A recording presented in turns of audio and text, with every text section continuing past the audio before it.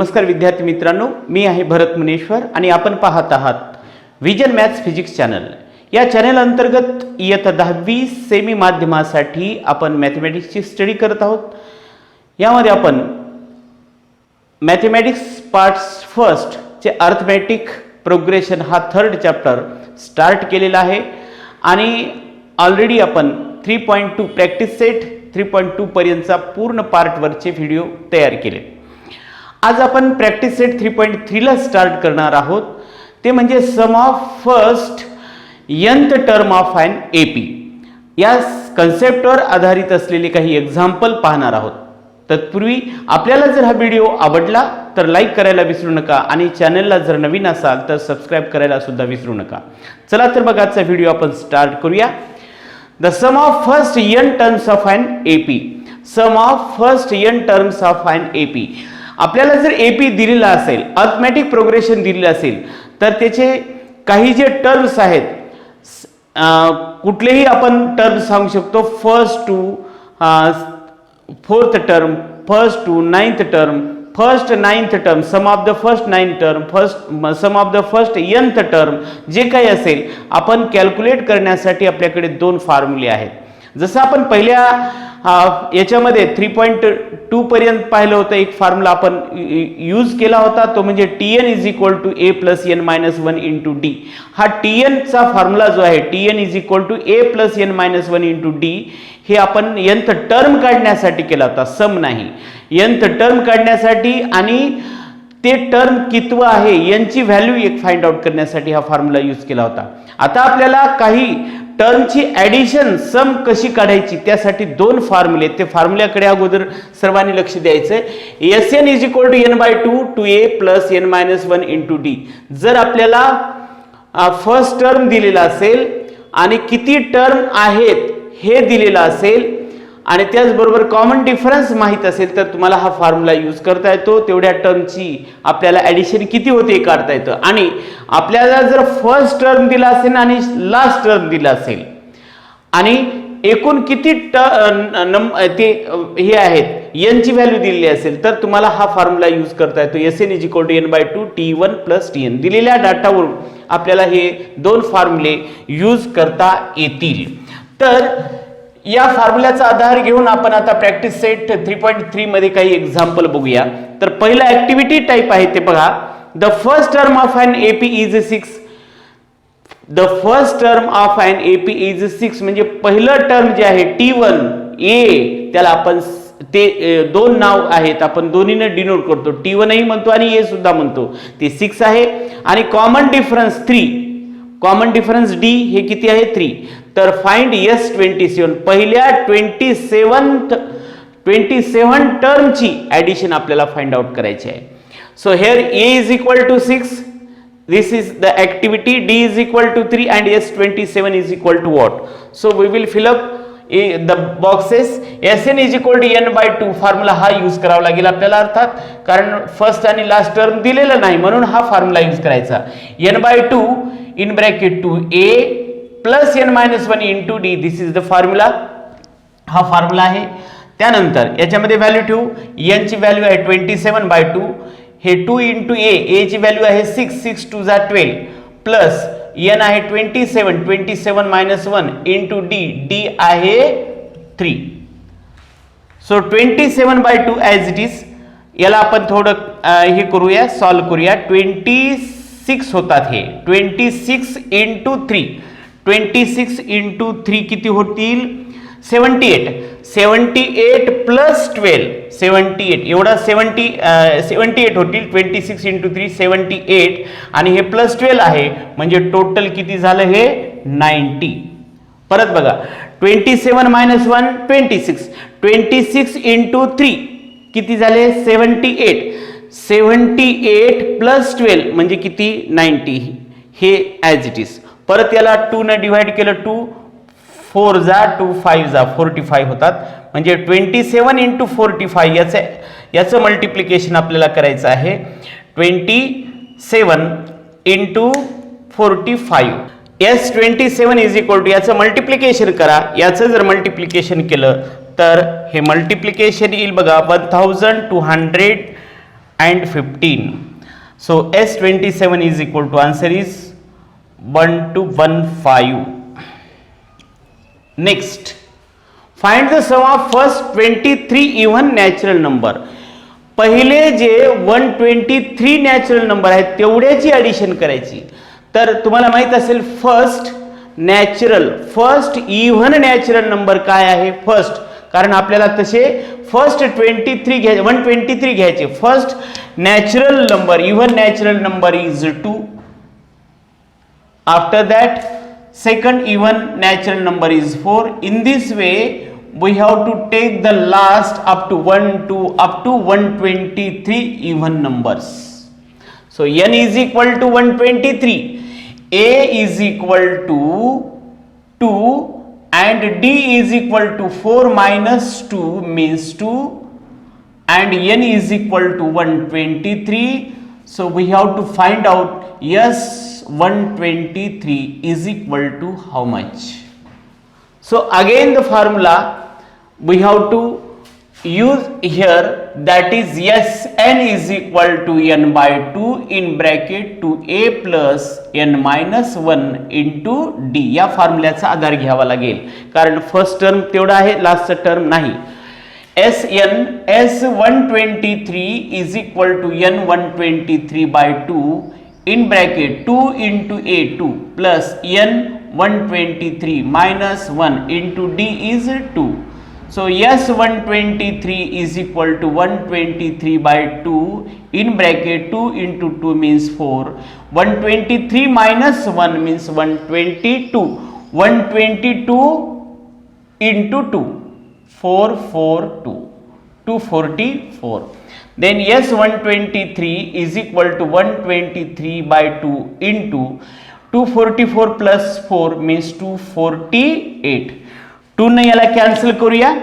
2 1 जा 2 1 जा 2 2 जा 2 4 जा. Then S123 is equal to 123 into 124. S123 is equal to, याचा आपल्याला मल्टिप्लिकेशन करायचं 123 into 124 which is equal to 15,252. So the sum, therefore the sum of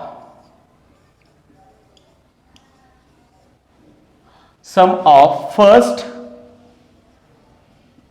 123 even natural numbers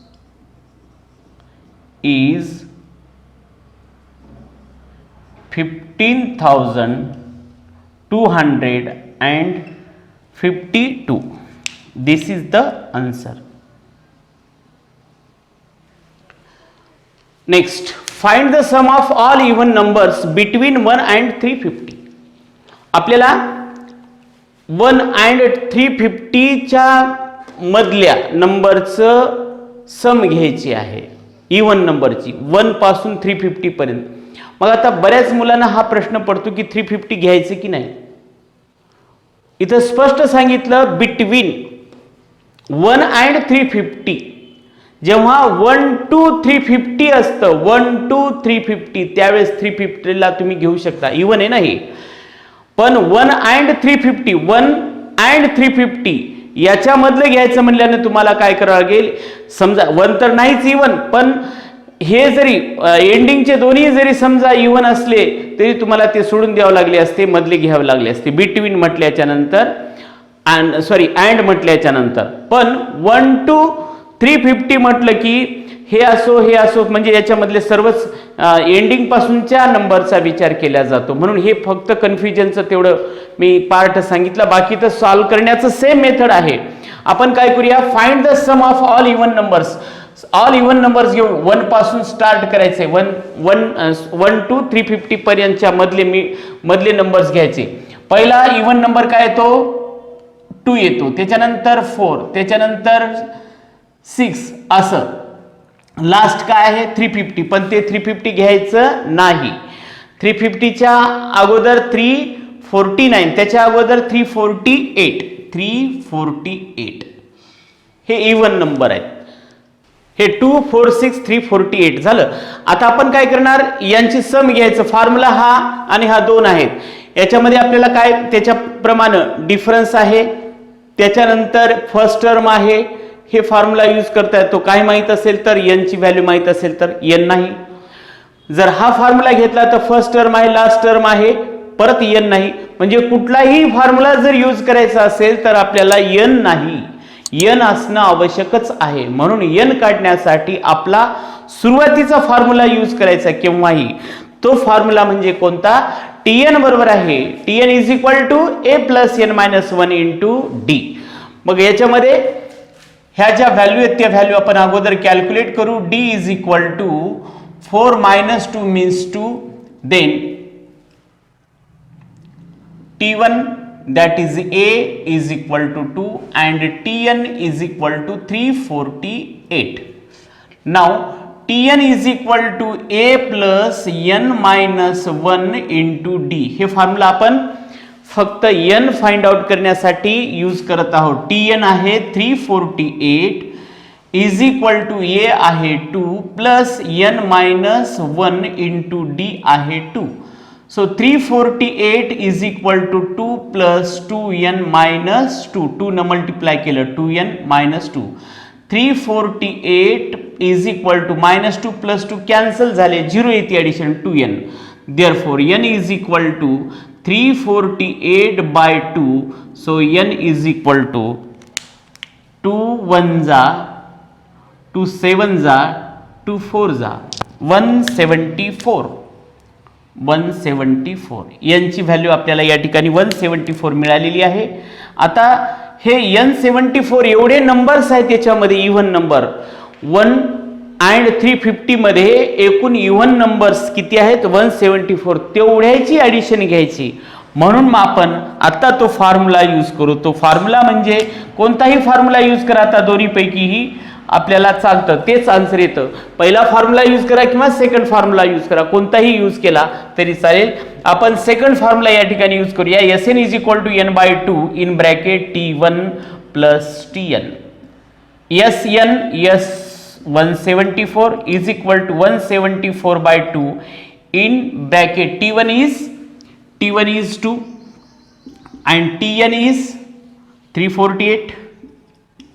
So S 174 is equal to, याला आपण cancel करू 2 न 2 6 जा किंवा ह्याला कॅन्सल करू, कोणाला कॅन्सल केलं तरी चालतं, काही अडचण नाही. ठीक आहे. S 174 इज इक्वल टू 2 8 जा 2 8 जा and 2 7 जा 87 into 350. So 174 is equal to 30,450. This is the answer. Therefore, the sum of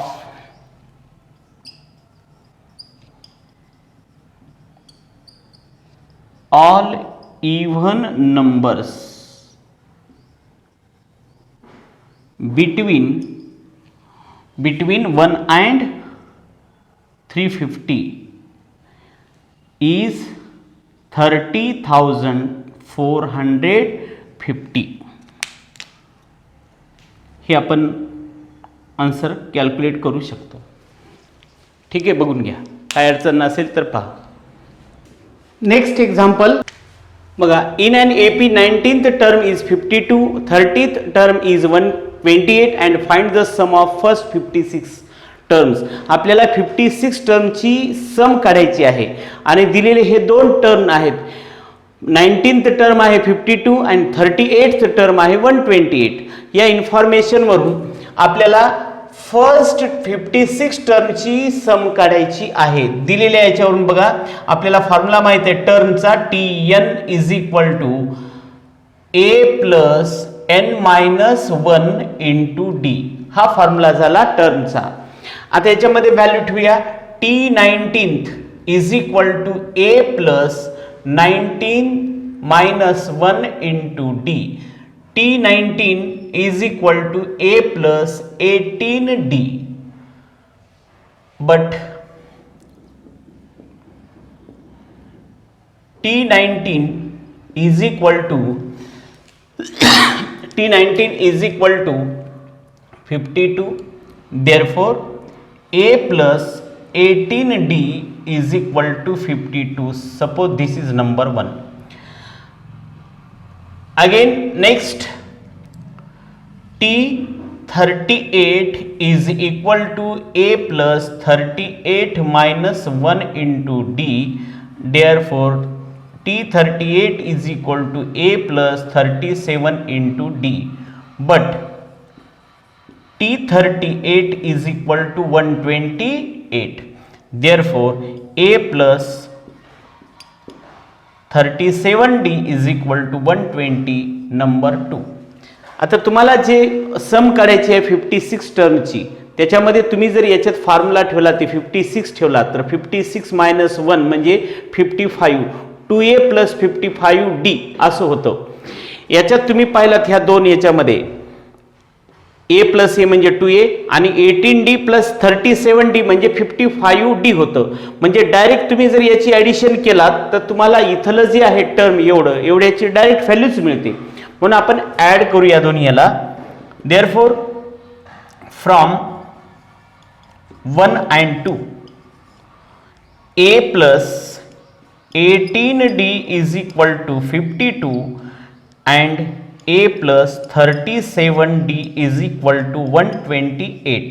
Addition A plus A means 2A. हे 55D is equal to 180. बघा आता 2A plus 55D is equal to 180 he direct value आपण त्याच्यामध्ये put up करू सम मध्ये. Now Sn is equal to n by 2 in bracket 2A plus n minus 1 into D. So S how much? 56 is equal to 56 by 2 in bracket 2 into A, 2A as it is, plus 56 minus 1 into D. Therefore S56 is equal to 56 by 2 in bracket 2A plus 55D. आता बघा directly 2A plus 55D ची value आहे आपल्याकडे 180. मग ही 180 इथं value ठेवायची आहे. Therefore S56 is equal to 56 by 2 into 180 from 3. Therefore S56 is equal to हे 28 होतील किंवा हे 56 असेच राहू द्या. 180 डिवाइड बाय 2 मीन्स 90. 9 ने याला मल्टिप्लाय करता येतं म्हणजे 5040 हे त्याचं आन्सर येईल. Therefore sum of first 56 term is 5040. This is the answer. Next example, complete the following activity to find the sum of natural numbers between 1 and 140 which are divisible by 4.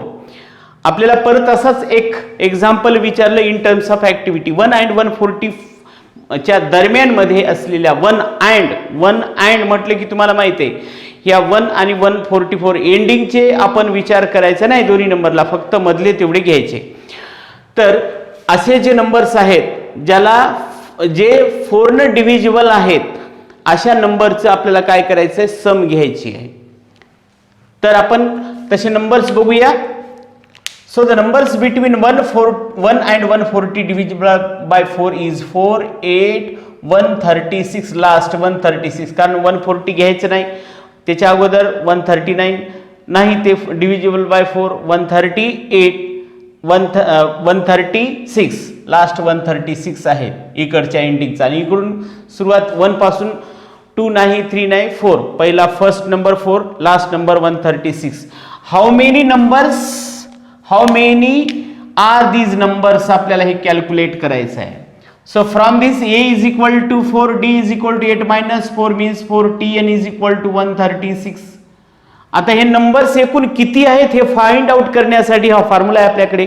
Tn is equal to a plus n minus 1 into d. तेवढे numbers असल्याशिवाय आपण सम number n ची value मिळाल्याशिवाय आपण कुठलाही दोन फॉर्म्युल्यापैकी formula use करू शकत नाही. म्हणून एन काढणं आवश्यक आहे. एन असलं तरच आपल्याला ते दोन फॉर्म्युले यूज करता येतात समचे. म्हणून एन काढण्यासाठी एकमेव हा फॉर्म्युला आहे. Tn is equal to a plus n minus 1 into d. Tn आहे 136, ए आहे 4 आणि n minus 1 into d. D सुद्धा आहे 4. तर हे या ठिकाणी मी याचं कॅल्क्युलेशन करतो. एवढ्यात पहा 136 is equal to 4 as it is plus 4n minus 4. Minus 4 plus 4 cancel. Therefore 4n is equal to 136. Therefore n is equal to 136 by 4. n is equal to 34. यांची व्हॅल्यू काय मिळते आपल्याला 34. ती याच्यामध्ये व्हॅल्यू लिहून ठेवूया. झालं. नेक्स्ट आता आपल्याला n तर माहित झालं. आता सम घ्यायची. समची फॉर्म्युला तर माहितीच आहे तुम्हाला. Sn is equal to n by 2 in bracket 2a plus n minus 1 into d. S how much 34.